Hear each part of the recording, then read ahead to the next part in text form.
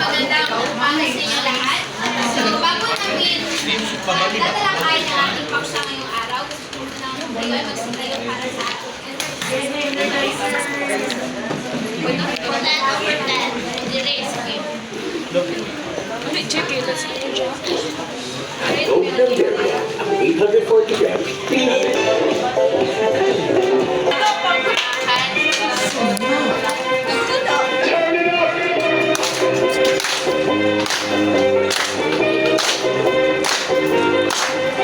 Somebody said you're so cause you've been sailing in the city. I know too many troubles, all these lovers got you losing control. You like a drug to me, a luxury, my sugar and gold. I want to feel like a freak, that you're a hot one to hold. Cause you don't even know I can make your hands clap. Said I can make your hands clap. Somebody said you're so cause you've been sailing in the city. I know too many troubles, all these lovers got you losing control. You like a drug to me, a luxury, my sugar and gold. I want your sex and your affection when they're holding you close. Cause you don't even know I can make your hands clap. Said I can make your hands clap.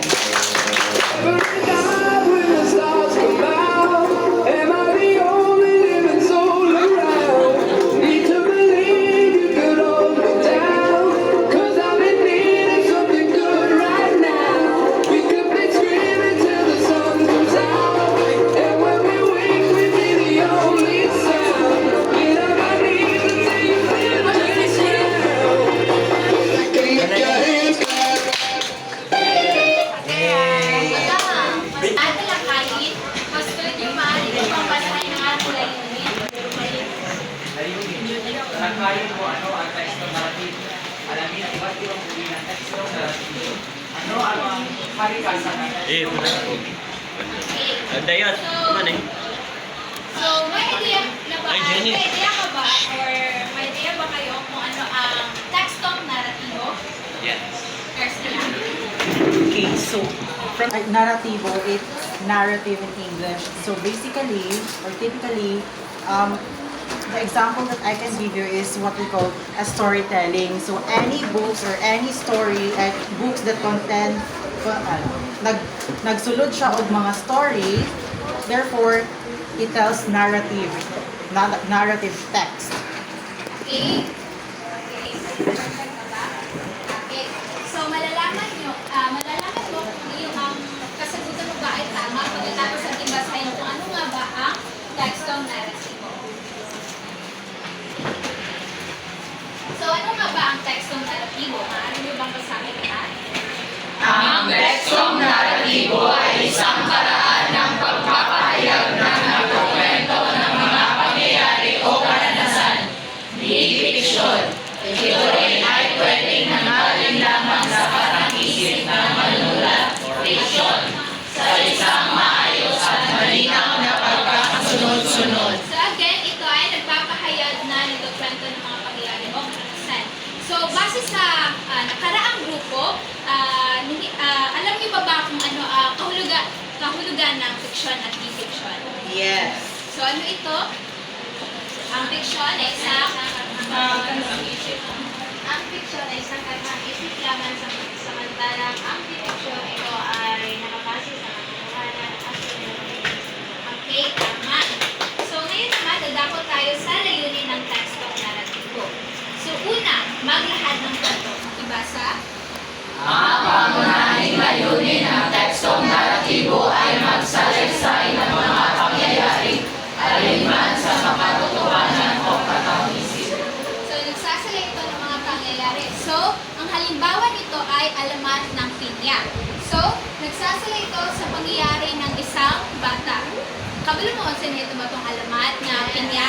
So, gusto ko siya, wala niya nag-anjot ang sandok. So, ang ikalawang layunin ay magbigay aliw. Makibasa. Nagamit upang magbigay aliw o mapasaya sa mga pamabasa tulad ng mga kwentong bayan o komedya. So, nakainumdum pa mo atong sa kindertal na imusuroy sa atong room para papaliton ta atong book. Yes. So, ato siya stories. So, ato siya kay isa to siya kahalimbawa nga tekstong naratibo. Kaya nagbibigay ito ng aliw para sa mga mambabasa. Then para pa jud maaliw ang mga mambabasa nato yung mga drawing dito sa ato pong kuluran. So, ngayon naman ang katatlong layunin.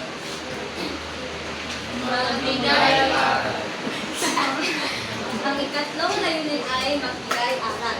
Maraming tekstong naratibo ang may layuning magturo ng aral o magandang asal tulad ng sa pabula at parabola. So, galing sa salitang pabula, meron din sa English ay fable. So, ito ay uri ng kwento kung saan ang pangunahing karakter ay mga hayop na nagtataglay ng katangian ng isang tao tulad ng sila ay may kakayahang magsalita, mag-isip at iba pa. So, ang tekstong naratibo ay isa sa layunin nito ang magbigay aral o magturo ng mabuting asal, especially sa mga kababataan.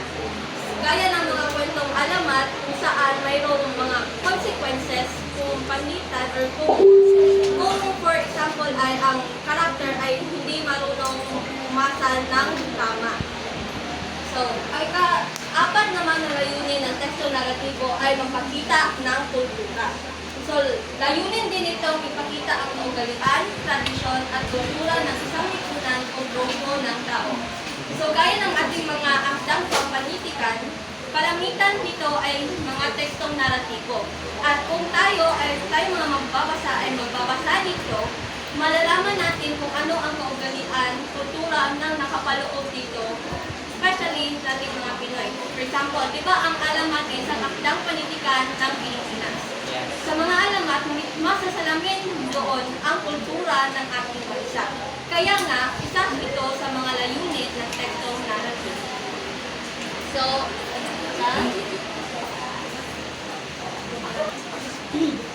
Muli magandang umaga. Sa inyong palagay, ano nga ba ang panguling layunin ng tekstong naratibo na binibigyan ng halaga ng bawat manonood na napagbasa at napagbunyi? Sinong may ideya? So, ito ay magsilbing inspirasyon. Ang mga kwento ay maaaring magbigay inspirasyon sa pamamagitan ng pagpapakita ng tagumpay sa kabila ng mga hamon. Kung ang kwento ay detalyadong pagsasalaysay ay kung paano nalampasan na natagumpayan ng bawat tauhan o individual sa gitna ng pagsubok na nagbibigay sa kanila ng pag-asa at lakas ng loob. Kung ang kwento ay puno ng aral o inspirasyon sa atin, nagiging makapangyarihan ito na paraan upang hikayatin ang bawat tao na sa gitna ng labanan na huwag sumuko. So, nandito, ulit. So, pupunta naman tayo sa mga iba't ibang uri ng tekstong naratibo. Sa nakikita nyo, meron na kayong mga ideya kung ano ito. Diba? So, sa maikling kwento, nobela, kwentong bayan, mitolohiya, alamat, at ito.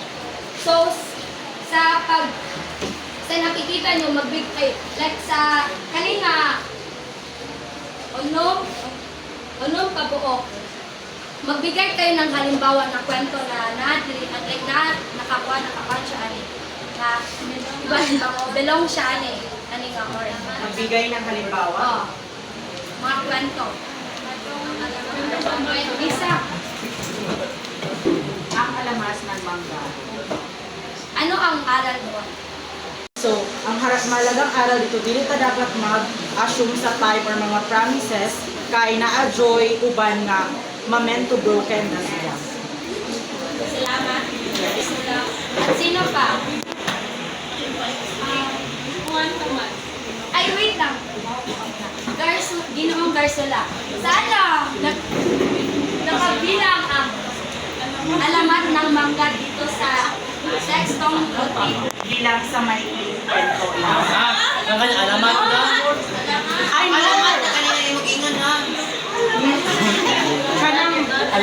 Alamat lang. Ano ang aral nito?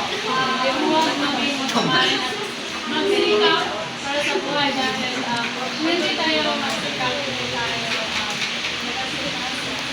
Masinso.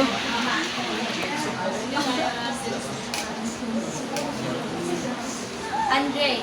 Yes. Ginoong Andre. So, mga aking halimbawa ay Malimit Tanggere, Tangere, Numero tayo. El Filibusterismo, sa Jose Rizal. So, ito ay napabilang sa nobela.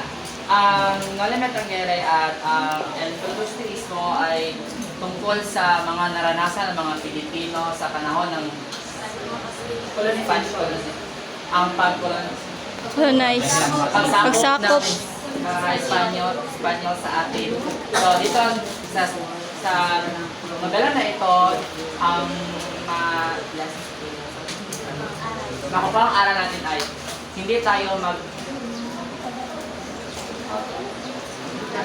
dapat tayo lumaban na dahil at gumising tayo sa katotohanan natin. Tayo ang may-ari ng bansang ito at sa atin ito. Maraming salamat. Maraming salamat.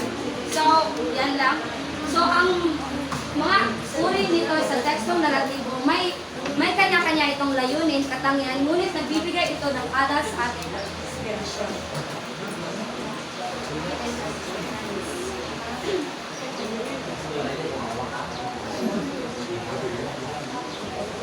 So, dako naman tayo sa kalikasan ng naratibo. So, una, may simula, gitna, at wakas. Pakibasa. Maayos na pagkakasunod-sunod ng kwento. Sa simula, ipinapakilala ang tauhan at tagpuan sa gitna, inilalahat ang problema o tragedyan. At sa wakas, binibigyang linaw ang kwento. So, bakit nga ba ito napabilang sa kalikasan ng tekstong naratibo? Bakit nga ba ito napaka-importante sa isang kwento? May ideya ba kayo? Bakit mahalaga na may simula, gitna, at wakas ang isang kwento? Earl, sige, bakit nga ba importante na may simula, gitna? upang makuhan sa mga mambabasa na organisado ang story. Sige Dave, ikaw. Upang mailalahad ang pagkakasunod-sunod ng pangyayari ng kwento.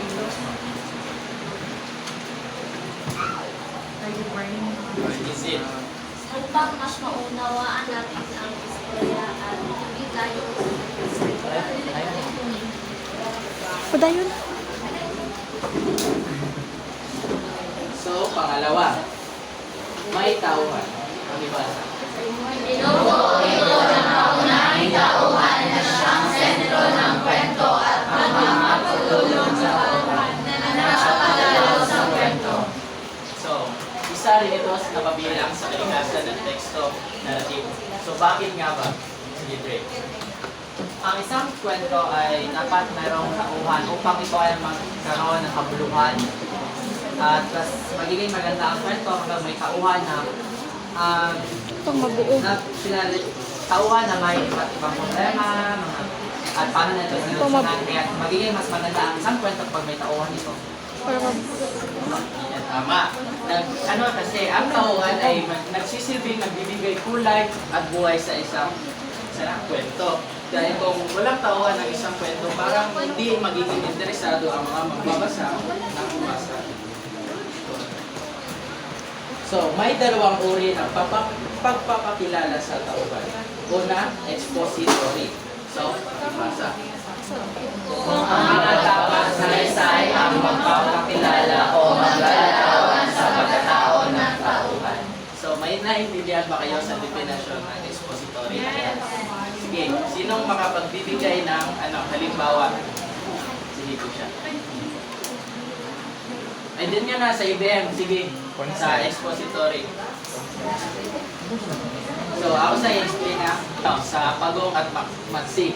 Sa kwento ng Pagong at Matsing ay sa una ay ang Pagong ay isang lang siya, uto siya sa isang Matsing.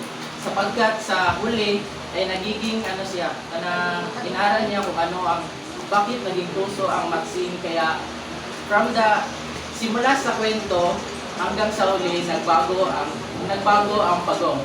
So, makikita dito kung ang tagapagsalita ay kilala o sa palang ayok tanong. Ano day? Sa'yo ko sa next dito. So, ang expository day example is sa kwentong pambata. Muingon ang narrator nga isang araw nakatira si Jane sa isang bahay. Ganyan. Sige, Liza. Sa expository, ito ay nagsasalaysay sa isang tao kung ano siya pinakilala sa kanyang story at pinakihortig niya sa way na nilarawan niya ang buhay na kanyang tao na kanyang ginagawa ng Tama. So, sa pangalawa naman is dramatiko. So, pakibasa. Kung kusa mapupunyat ang karakter dahil sa kanyang pagkilos. So, example dito is kanang sa story. Sige, abutan na to is Avengers. So, sa dramatiko is lumabas lamang ng isang karakter sa gitna ng storya. Example is kani dili na wala ginarrate ang sa sumura siya side character nga migawas sa siya na pakilala sa isang kwento sa paggawas niya. So example is katong sa nakita na mga Avengers. Yes. Katong sa ending katong si Captain America din sa likod niya dagat migawas. Mingato siya. Punta siya isang panahon dramatiko. So, dalawang uri ng tauhan. Tauhang bilog. Muna siya, ganyan itong na-explain ako. So, ulit na siya. So, pakibasa. Maaaring magbago ang karakter ng tauhan mula sa simula hanggang sa dulo. So, na-explain na ako to ganyan. Muna siya pasabot sa una. From the start of the story is nausog siya pagkalas. So, more siya na dumagan o nalit siya pinakauna. So, sa ikadwa is tauhang laban. So, pakibasa. Kung hindi nagbago ang karakter ng tauhan mula sa simula hanggang sa matapos. So, example, ang isang karakter ay puso sa pinakaunang kwento. Sa simula pa lang dyan. Then, hantod sa pinakalas puso pa din siya. So, walang pinagbago sa kanya. So, that is the example of tauhang laban. So, pangatlo, tagpuan. Ibasa. Mahalaga ang malinaw na tagpuan upang makilalawan ang konteksto kailangan sa ginagawa. So, bakit nga ba ito mahalaga? Ano ang connection ng tagpuan sa isang kwento? Or bakit napakalaga ito na magkaroon ng tagpuan sa isang kwento? Sa IBM sa sige. So, mahalaga ang tagpuan sa isang kwento dahil kung walang tagpuan, walang story. Sige, tiyak kwento pa.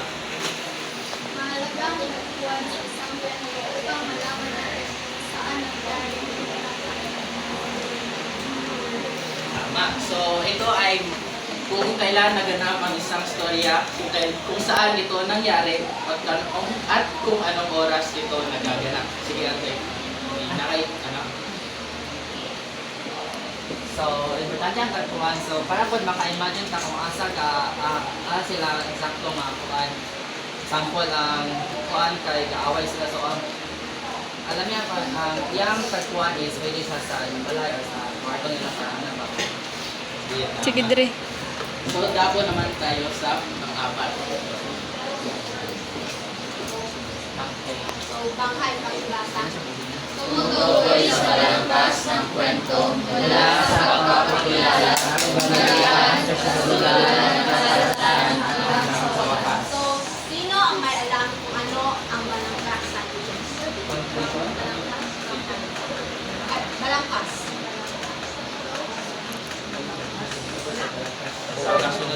Ng outline.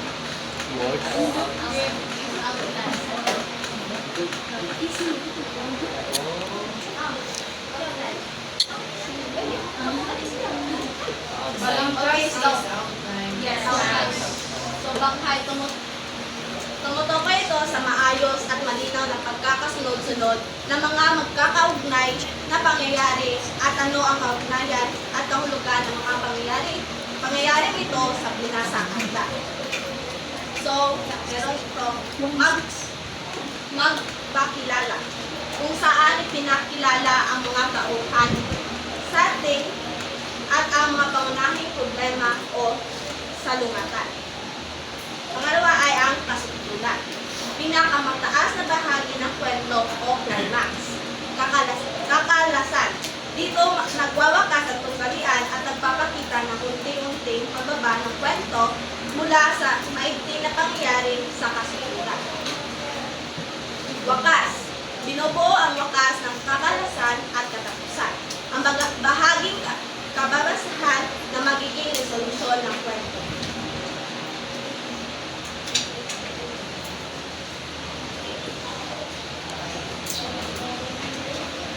Tunggalian. Makibasa.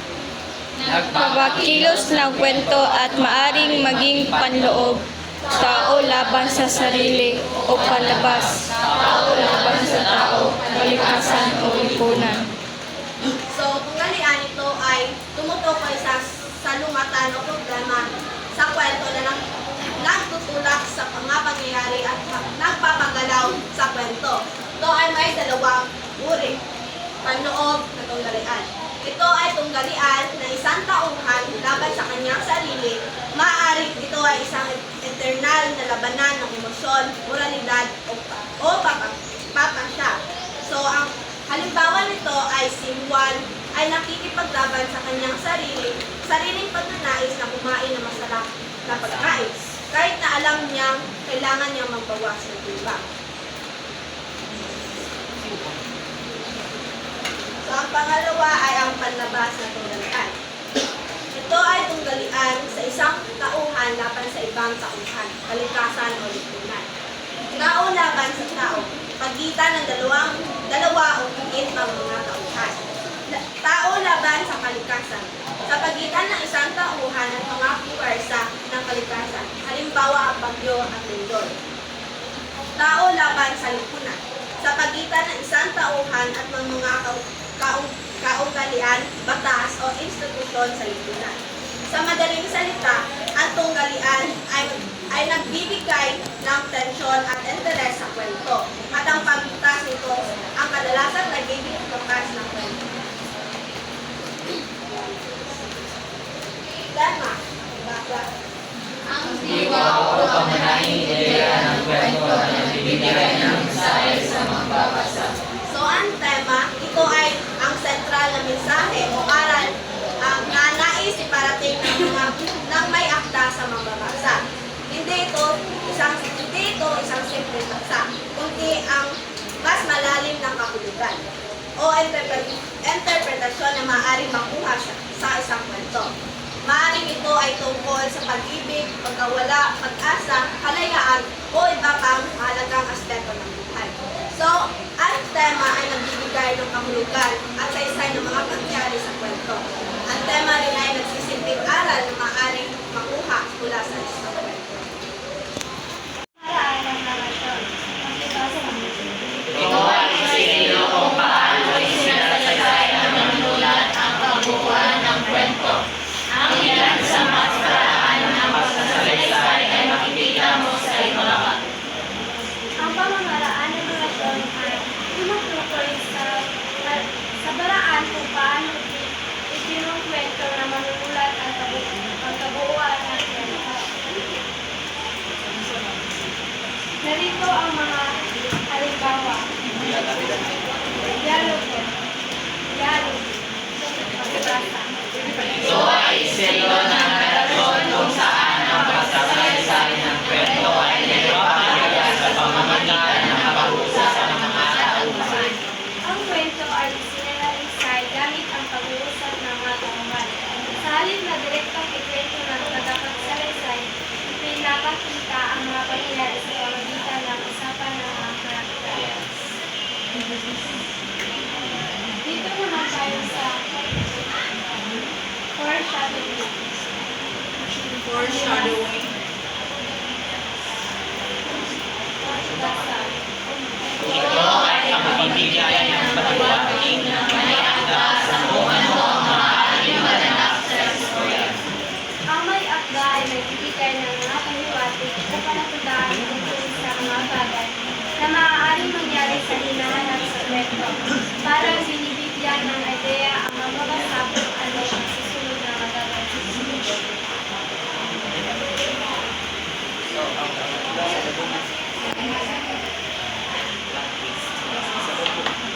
Ito ay ang plot twist. Sa mga tekstong naratibo, ang plot twist ay ang plot twist ay ang hindi inaasahang kaganapan sa daloy ng kwento. Tulad ng pagbabago ng direksyon sa kwento. Halimbawa nito ay ang pagkamatay ng bida sa kwento na dahilan kung bakit nagbabago ang direksyon sa kwento. Storya sa kwento. Ang pang-apat naman ay ellipsis. Ang ellipsis. Ang ellipsis ay ang pagtatanggal ng manunulat ng ilang yugto ng kwento upang mabigyan ng pagkakataon ang mambabasa na magbigay ng sarili nilang salaysay. So, mahalaga ang plot ay ang ellipsis dahil nagpapahintulot sa pagkakaroon ng pagkakamali o pagkakaligtaan ng mga detalye. Halimbawa nito ay ang pagkakaroon ng mga tanong na hindi nasasagot. Nagpapakita din ito ng pagkakaroon ng mga bagay na hindi nasasabi o na iintindihan. Ang panglima is ang comic book death. Ito ay isang estilo na pagsasalaysay kung saan pinapatay ng manunulat ang mga mahalagang tauhan. Ngunit sa pahuling bahagi ng kwento, ito ay bigla na lamang papakita para bigyang linaw ang nangyari. So mahalaga ito upang mabigyan ng pagkakataon ang iba pang mga tauhan sa kwento, katulad ng Inga Tadya na Kay Natalia namatay si Renea nga di pa sila sukod sa anak niya sa Perena. Pero sa last, nakawala pa siya story, nabalik ko si Renea. Mga mali.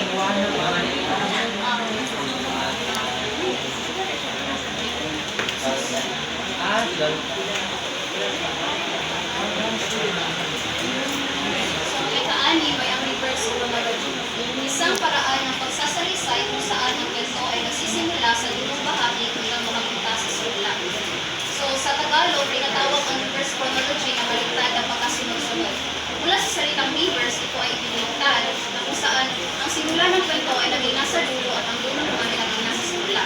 Ang layunin nito ay upang magbigay ng ibang perspektibo sa pagkasunod-sunod ng mga pangyayari at ito din ay nagbibigay ng tensyon at suspense. Ito ay nagbibigay ng tensyon at suspense. So, halimbawa ng reverse chronology ay ang alamat ng Lawi ni Dr. Jose Rizal dahil ipinakita dito ang naging karanasan ng Lawi sa nakaraan. At maaari din natin gamitin ang reverse chronology sa pamamagitan ng flashback, diary, sulat o kaya mga taong nagka-time travel sa isang kwento.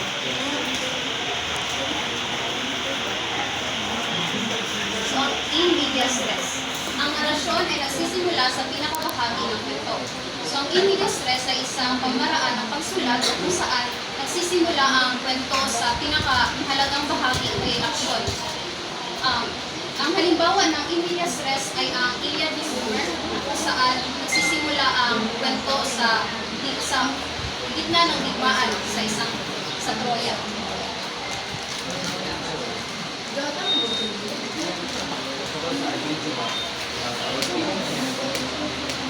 Ikawalo ay ang Deus Ex Machina. Sa estilong ito, nabibigyan ng solusyon ang matinding suliranin sa pamamagitan ng hindi inaasahang mga tauhan, bagay o pangyayari.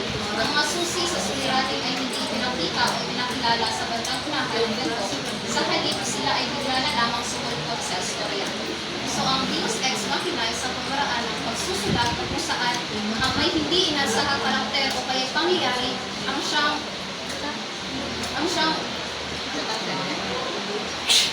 hindi isang pangyayari ay bigla ang lumitaw upang lukasin ang isang problema. So, ang mga hindi inasahang karakter o kaya mga pangyayari ay siyang magbibigay ng interes sa kwento at mga mababasa. So, halimbawa ng Deus Ex Machina ang nobela Molly ni Tangere kung saan lumitaw ang kamag-anak ni Elias upang bigyan ng tulong si Ibarra. Words ng aming grupo. So, as a short summary, ang aming report ng paksa ng aming grupo ay tungkol sa tekstong naratibo. Ang tekstong naratibo ay isang uri ng teksto kung saan ay naglalahat ito ng kwento or narration. Ito ay marami siyang katangian at mga types. Example nito ay mga short stories, alamat, mga nobela at iba pa. Ang tekstong naratibo ay maraming meaning. Isa na nito ang pagbibigay aral, pagbibigay aliw, at paglalahad ng kultura sa isang grupo o isang bansa. So, mayroon ba kayong katanungan regarding this?